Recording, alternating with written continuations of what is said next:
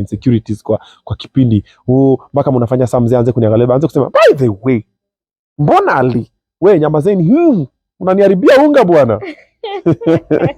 Ojai muona hiyo side. Nani yo? Amen. Side gani? That other side people are trying to associate you with. Like unaweza ingililia hiyo boma na ivunjike. Goodbye.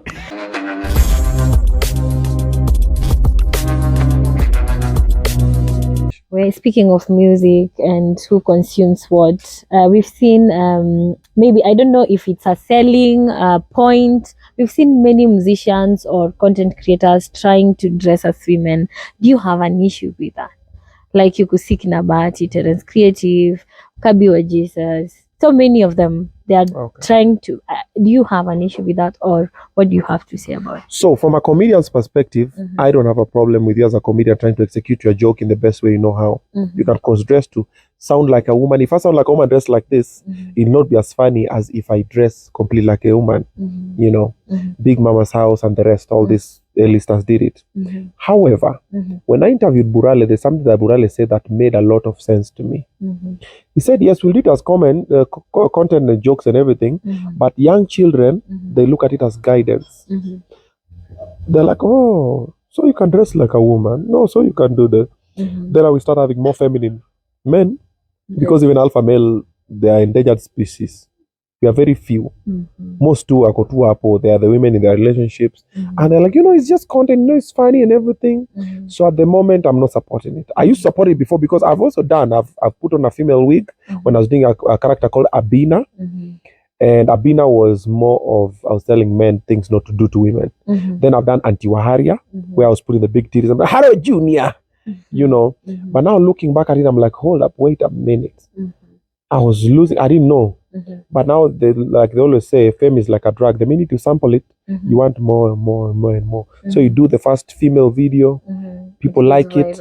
Yes, you do another one. Eric beat it and he's still stuck in there. Bahati has beaten it and he's there now. Kabiwa Jesus has beaten it, he's there. So the more you do it, Terence beat it, he's there. Ule anafanyanga the lady with the dera and everything. It's funny, yes, but it's a drug that unataka tu ifanye tena. Wanakuuliza unatupatia, unafanya kama mimi tena when? Unafanya nini tena? Like now for Bahati, I don't understand why Bahati would find the need to dress like a woman, because he didn't need it. But he's huge. Yeah, he has. As a musician. Music, yeah. And as a father. And as a husband. And as a man of God, of which he decided, he was already huge. Now that he's doing this, it might be a relapse. Or where he's trying to support the wife in doing content creation, because that's what she's been doing. But now he might be supporting her the wrong way, because you can still support her and just do the man roles in the house. Like I've seen some videos he's doing, like the one he's putting his head between her legs like this. I've seen the way other men are touching his wife. I've seen. I can't talk negative about it because she's not my wife. It's not my portion. I'm minding my goddamn business. But it is the same bag.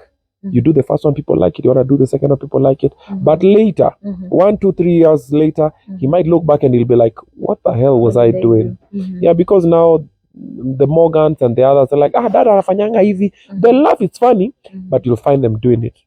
There's a time I was in the house, I think it's in my kids' channel. My son Aliva high heels at the sister. I was sitting in the sitting room. So he wanted, I don't know what he wanted to do. Then he just came, he was wearing. Immediately, hey, no, remove it now. That's not how I want to raise you. And so later in life, he'll be able to pick whatever side he wants to play for or support or whatever. But when you're still young as a child, I'll raise you the way I was raised. There's a man, there's a woman. Let's respect the boundaries and let's grow. When you're grown up, you make decisions. It's your life. I'm totally okay with any other person supporting whichever side they want to support, identifying as whatever person or object they want to identify as, provided you just don't bring it to my space. I'm perfectly fine with it. Okay, speaking of people being the mirror of the society, especially musicians, comedians, every person on the limelight is supposed to be a limelight to someone, because you're the person who is on the internet, on YouTube and everywhere. But then you find that Kenyans, there are things that we do in a relationship that affects kids and everywhere. Do you really think that these people on the limelight should be perfect example to the kids at home and everywhere? Yeah, that's our role. That's why if you've watched me, I've tried to clean a couple of things that I was doing wrong. Because when it hit me, I was like, oh, wait a minute. Because tukigrow tulikuwa naambiwa msanii ni kioo cha jamii. We mirror the society. And the young ones want to ape what you're doing. Unasag trouser unavaa hapa kwa mguu, wanataka kuvaa hapo kwa mguu. Unavuta bangi, wanataka kuvuta bangi. Unalea, unatukanana, that's what they want to do. That's why I don't support what Kibe does and what Obare does and these other bloggers who are just insulting people.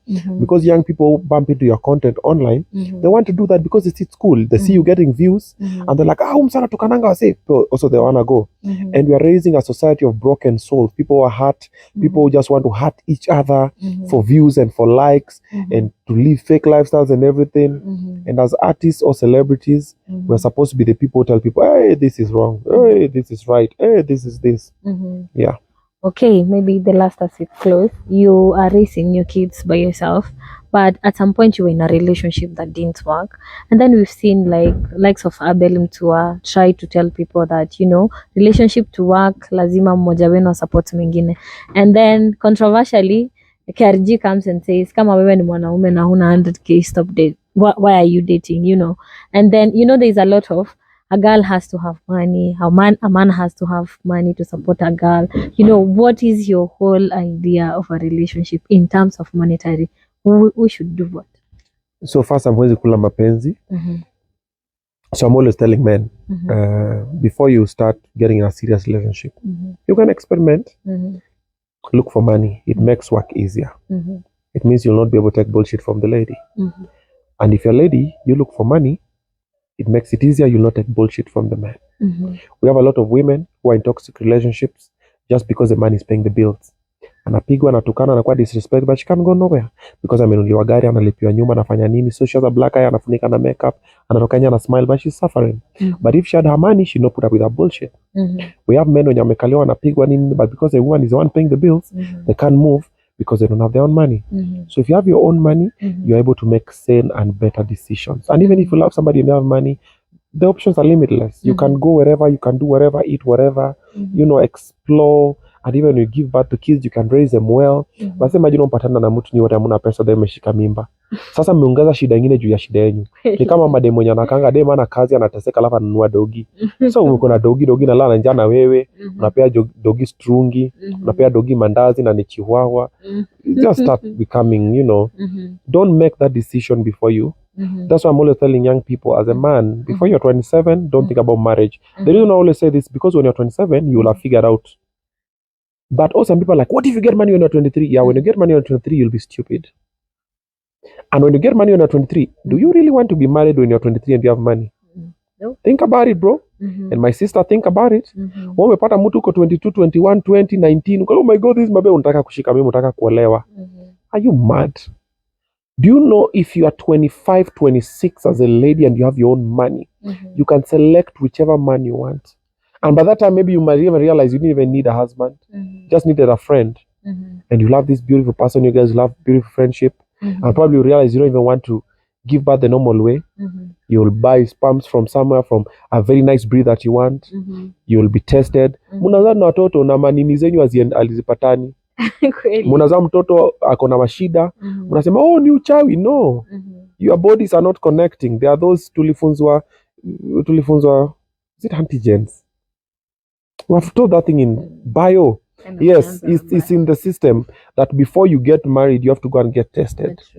Because mtakuwa mnazaa mtoto wa kwanza mara amekufa, wa pili mara sijui ni nini, blood types zenyu hazirhyme. So you have to go and do that thing. So later when you have money, you can make better decisions. Money makes people have more options. So you need to be somewhere for you to be do something. Somewhere, yes, mkono mtupa ulambwi. Wewe pia umeingia tu kwa relationship, unajua mwanaume inafaa kuwe na pesa. If that is true, you'll be that man's slave. Whatever he says, whatever he does, you'll be able to support. But if you have your own money as well, and you're hardworking, it's easier. And the same applies to the man. Okay, good advice there. So maybe finally, cyberbullying. What is your thought? The way Aziad went is dope. I love it. I support it. Cyberbullying should be a thing of the past. I don't like it. I've been a member. I've been bullied 1,001 times. I have people just wake up and they just insult me for the sake of insulting me. It makes them feel good. which is okay. Have fun with it. But siku tu namuka on the wrong side of the bed. Na nione tu moja tu. Because they rarely get to me because I rarely read the comments. But one day kuna tu moja itanifikia tu. Na niseme ni huyu nataka kushughulika naye. Na utakuwa kama funzo. So before you insult anybody on social media that you don't know, get your facts. Ama make sure kuna pesa ya bail ama bond. Yes. Last time you were so mad about being associated with the gay community. Yeah. Ulimaliza jail story. I was not mad at being associated with the gay community. I was mad by someone saying I'm dating them, a gay person. They said I'm the boyfriend. That is what I was mad with. Nowadays, we are associated with gay communities. They're everywhere. We have a lot of lesbians, gays, transgender, queer, whatever, the LMNOP, all of it. And they are our friends, they are our business partners, they are our bosses, they are our employees, and they're just human beings. But that's the choice they made. They're grown-ups. That's what they want. So I'm not saying I was mad I was being associated. No. I was just angry at one gentleman. He was called Johnny, the hairdresser, who said I'm the boyfriend. And I had not even met the guy. And people came to my DM, kunitukana, shoga wewe, kwenda nini? A lot of terrible Swahili insults. And I was just like, you put on TikTok like this, ni matusi, you post something. Back I'm like, yo, you guys, you don't know me, man. Yeah, sure. And then now Nani also amplifies it. Also Kibe says I'm gay. Yeah, which is fine. He's having fun with it. But it was Rudy Kenya. Rudy Kenya now we just have to go by the courts and you just have to prove. And now that's a very different conversation. Yeah, because that's cyberbullying. And we have laws against that. Unaifanya kama content unaita comedy show nini. No, it's not funny. You know wanasemanga, everybody has rights. Until your right does not intervene or intrude. What's the English word? If you cross the other person's rights. Right. Exactly. Kuna rights zako ndio. I have no rights, yes, but I also have rights. Yeah. So that's my take. Cyberbullying should be a thing of the past. I'm pro mental wellness. I'm pro stopping of gender-based violence against boy child. I'm pro happiness. Good food, good health, joy, motivation, inspiration. That's what I'm pro. So anytime I find these negative trolls, they don't sit well with me. And I would say any other person mutaki kutukana online, deal naye. Koti shika tupa ndani, hivyo. Tutupe tu watano wale wa maana ndani. The rest will fall in line. Yeah. Why do you think people are using other people's names to go maybe be famous through using someone else who struggled to build their own name? So people are broken, people are hurt. So they project their insecurities on you. It makes them see themselves as perfect. Even the people insult people online don't think they're perfect. Wako na shida na makosa na nini. But nakutuka kwenda huko sura mbaya wewe. But yana nakumbuka pia mimi ni sura mbaya, acha niseme huyu ni sura mbaya ndio. So people do it as a way of camouflaging and also trying to hide the trauma they've gone through as children or in life and whatever. Like if you look at all these people who insult people online, if you go back to their story, it's not been a smooth thing for them. So they're trying to project that. And then also it is news when a man bites a dog. So leo kuja mseme Obinna is doing a very good job up at Miale, man. He's doing Obinna show live. Ain't nobody gonna. But you could say Obinna kicked out of Miale where I used to do the Obinna show like yeah. Obinna kicked out. Amefanya nini? Hiki inafukuzangwa tu. It's news. It's even exciting when you say it. So that's what people want. Obinna today, has done what Obinna is a good father. Nobody wants to talk about it. They see. But they're waiting for one baby mama to come and say, hata nuliange watoto nguo. Then kila mtu, kwenda mjinga nini na anavaa nguo nini? And I'm like, watoto wangu wametembea uchi. Umenulia watoto wangu nguo. Watoto wangu wamekucha nguo. But you don't have the facts for that. But wewe umeangalia tu hivyo ukasema, what's the negative thing I can go with? That's what people always do. What's the negative thing? Ako sawa nini? Unajua ako ni mtukanie wapi? It makes them feel good. Because their people thrive on shutting other people down. Mtukane, when they're suffering, I feel good. Yeah. But why do you think the Kenyan community thrives? Because even when you look at music, before real people are singing, they are nowhere to be seen because nobody hajafanya kitu mbaya. But when someone sings nonsense, raps, stupidity, they will just come in the limelight.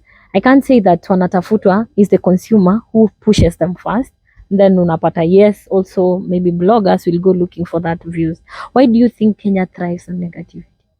Everybody thrives on negativity. Why is that? Everywhere. But this Kenya is just that it's just on the forefront. It's because we've lost mentors. We've lost people who used to guide us. Nowadays, to go to, for example, like the Gen Z, most Gen Z guys are lost because our mbiliki. So whatever they think is cool, they want to go with it. And it's a generation that's very open-minded and they're exposed to a lot of things, from technology to information to experiments to nini. Gen Z, they say a couple of things. I'm like, yo, I have not even done that, you know, and they think it's cool. So people are broken and then people lack mentors. For example, myself, I remember when I took my son Kitambo, alikuwa kama mtu anatembea na mtu ajikwae. He will laugh, because of where he was. But with me, I'm like, hey, nope. Be sympathetic, be empathetic. Oh my God, Aki, sorry, are you okay? Okay, fine. That's the way you're supposed to go about it. But how many people ata saizi town to slide na anguke chini? And then when they laugh together, they know it's cool. Tomorrow they laugh again and again and again. Same thing happens online.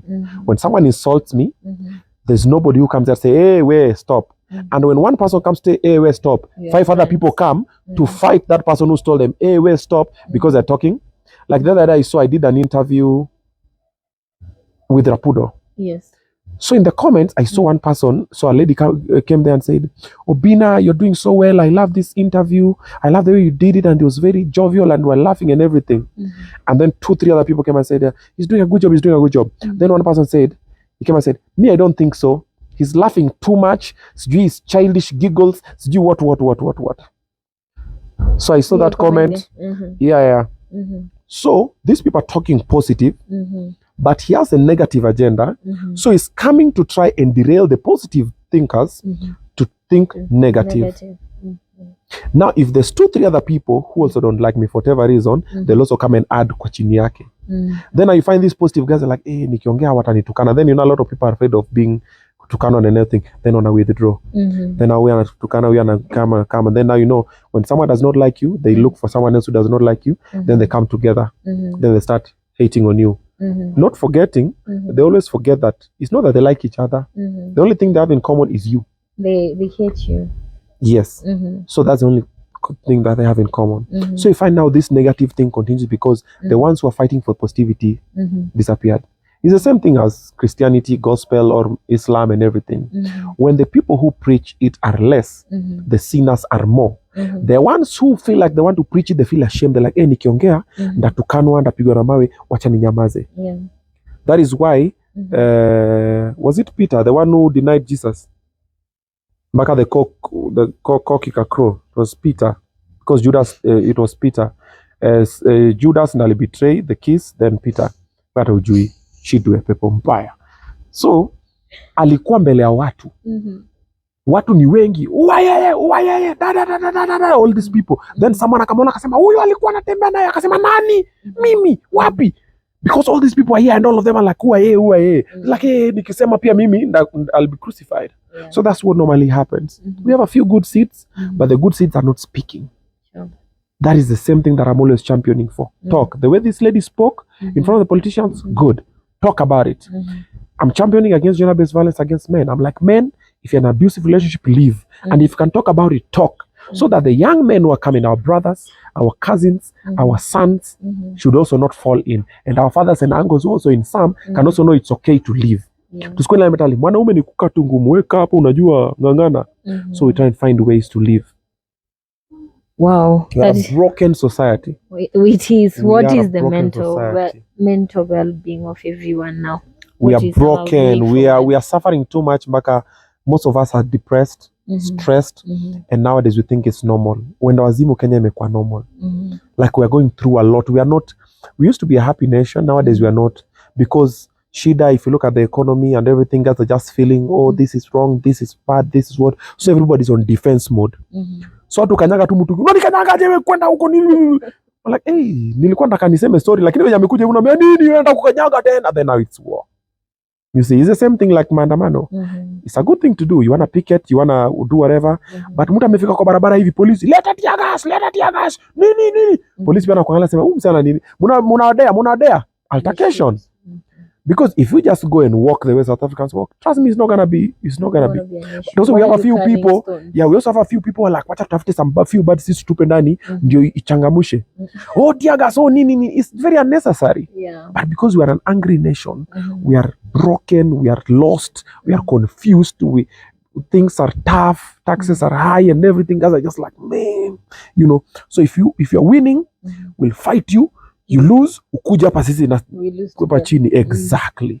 Now that is what is happening. Well, so we need a lot of doctors to do, or a lot of talks. What is your future for Obinna TV? Probably.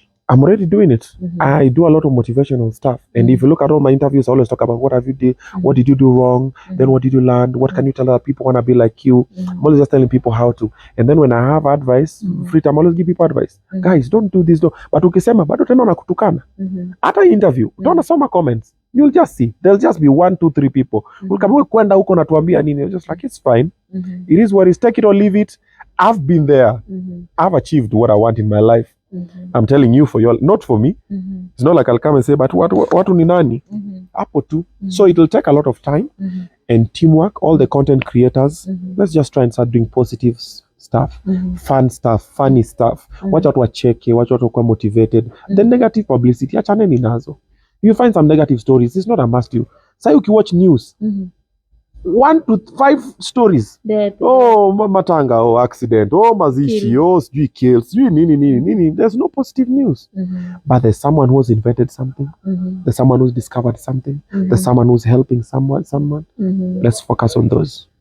Okay, speaking of content creators and picking on the bad things, I saw your issue with Mboya when Steve Simboboy had an issue. I don't know if the boy has been helped yet.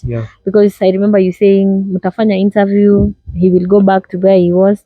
I think that is what is happening right now. So what do you think should be done 100%? To who? To these people who have issues, and then we pick on the issues and then we let them be. So what can be done? The problem that I've said, most content creators, you go for likes and views, which is not bad. But after you've gone for likes and views, what do you give the person? Maybe if you interview someone and you have money from it, you should give them like 20, 30, 50% of whatever, because it's them. You know, someone should come up with that law. If you interview me, nakwambia by the end of the month, interview to leta pesa ngapi, you give me my cut, you get, because it's me. It's my content, it's not you. It's never about the interviewer, it's about the interviewee. The story for Steve Simboboy happened. I tried to help. Genuinely, I was not even gonna interview him. I've interviewed him before. So I reached out, I was like, I'm gonna give him this job for about, these guys are looking for influencers, let me put his name, he'll get this job for about a year, he'll balance his life. After a year, he'll do something. And I've also met Steve before, and I told him, bro, you can do very well as a comedian. Kanambia, no, mimi kidogo naona, mimi msanii, mimi welewele, mimi kwa comedy hapo kidogo, hapana mimi hapo siko guda. You know, but I just look at Steve Simboboy, I see a lot of comedy. If he decides to do comedy today, yes, like I'm doing, his music until now is not paying him. Why not experiment with comedy as well? Just add it in the shebang. Steve-O will be booked every weekend. You see? Every weekend Steve-O will be booked for weddings, corporate gigs, and everything. He'll make so much money. So I tried. It was misconstrued. A couple of people took the story as the bloggers. They rode with it. They took at me, which is fine. I saw, nikaosha mkono, nikasema, pambaneni. Yangu imeisha. I tried. God knows. I had pure intentions. So right now, kila mtu apambane na hali yake. Tukimalizia mwisho kabisa, relationship. Ukoaje? Niko soko, mimi ndo kanjo. Nashika watu. Na nione utaki kushikika. Nimeona comments pale, blogs kidogo, umesema unatafuta inbox lakini ushikiki. Sasa unanitafuta na ufanani na Ambarei, wewe pia ukoaje? Unajua there's a place that I have been. I don't want to go back there. Pia mimi I'm aiming higher. Sasa mimi nataka mtu ananichallenge. Mbona standards naweka huko? Si juu, at least kidogo. I want someone who unakani kama unajielewa. Sasa mtu 22 year old anakuja na DM. Tunapelekana wapi? Wewe ni kama mtoto wangu surely. Uko soko side gani? Mimi niko hapo kando ya kanjo, tunashikashika watu wanalala ndani. Yeah, so at least even if you DM kuwa mtu mwenye anajielewa, and then someone you can have a conversation with, someone who knows about hygiene, someone who knows about parenting. I have kids. If it's together it's gonna be long term, and also because pia mimi nimekuwa hapa nimepigwa ma character development pia, so right now I'm a little bit picky. So umeipenda, like have you ever been in love? Yes, my last relationship was in a very bad heartbreak actually. Yours? Mine. Ah. Yeah, I suffered for I think I'm still suffering. Eish, But it was ulipewa bad nini? for like 6 Ulipewa months. nini? It was very bad. Hata sijui nilipewa nini.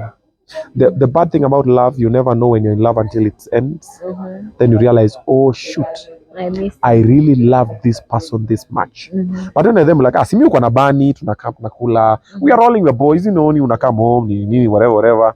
But the day Bunny will no longer be there, then now the memories start to come. Then you start thinking of the plans and everything. That's when it hits you. Where so are you looking forward to settling, finding a mother to your kids? No. I mean settling, man. No, hell no. I wanna live my life. I'm not settling with nobody. Okay, unless it's somebody. But wacha ndafute Range Rover kwanza. Where advice watu pale nje anajaribu kustruggle? Don't give up. Don't give up.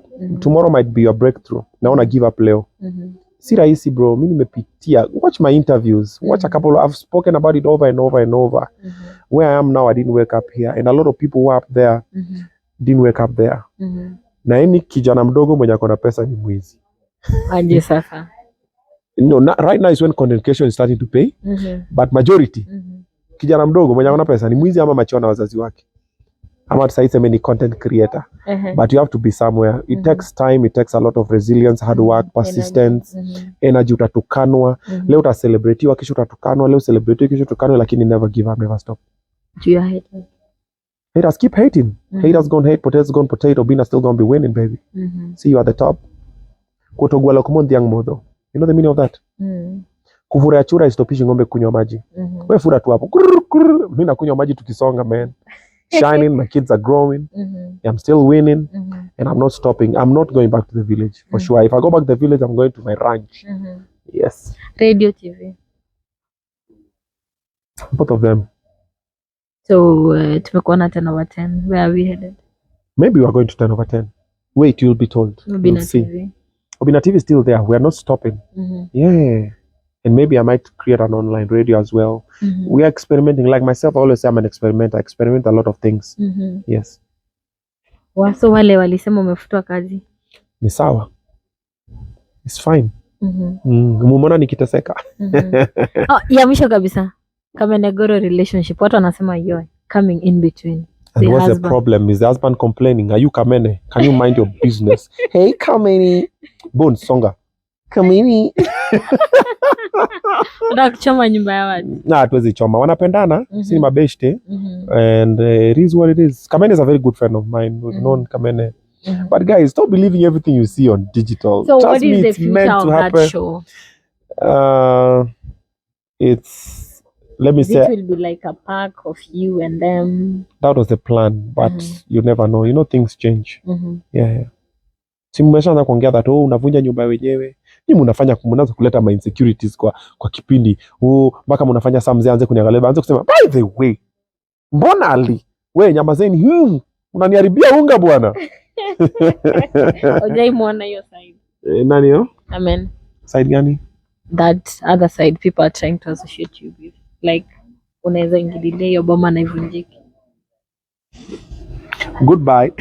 Guys, it's been one-on-one with the one and only Obinna from Obinna TV.